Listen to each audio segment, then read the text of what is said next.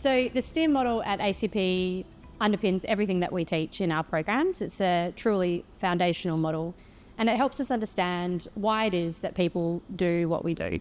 So the STEAM model is an acronym. So the S stands for situation, the T for thoughts, the E's for emotion and energy, and the R for response. And you'll notice that the model is depicted as a cycle, which means that each feeds into the other. And so for every situation that we're wanting to understand a little bit more about what's going on, we can use this model as a bit of a reference point.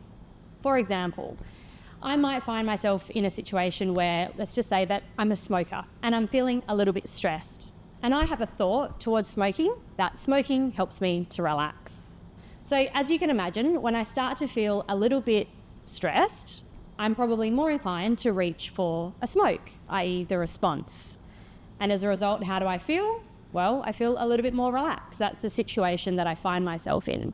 Now, every time I repeat this behaviour, it just simply reinforces that, in fact, smoking does help me to relax. And I start to form this belief system. And the longer I've had the belief system, the harder it is for that to change. So this is a great model that helps us understand how those habits are formed beneath the surface. And it's also a really helpful model when we're thinking about leadership. For example, if you have someone in your team that might be underperforming, so let's say that's the situation. Maybe they don't have great attention to detail at the moment. Now, we could just immediately go in and reprimand and ask them, well, why they're making so many mistakes.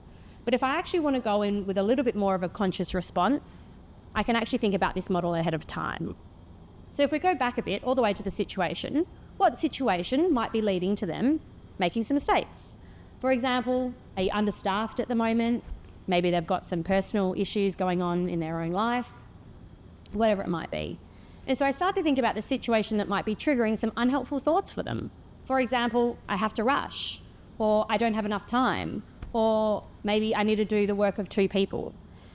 These thoughts lead this person to feel a little bit more stressed, agitated, maybe a little bit vulnerable. And that's actually going to make it harder for their brain to focus on that detail, and they're more inclined to actually make mistakes. So if I just stop as a leader and reflect on that for a moment, it can help me to go into that conversation with a little bit more empathy, curiosity, and compassion, so we can have that conversation in a way where they're less inclined to feel judged and they're more inclined to lean into that conversation. So this can be a powerful self-reflection tool if you find yourself in any situation that's not ideal. You can actually use this model to stop and reflect on what actually is going beneath the surface for you or for them before you go and approach the situation. Are you taking the time to reflect on the thinking and emotional process behind an observable situation before you respond?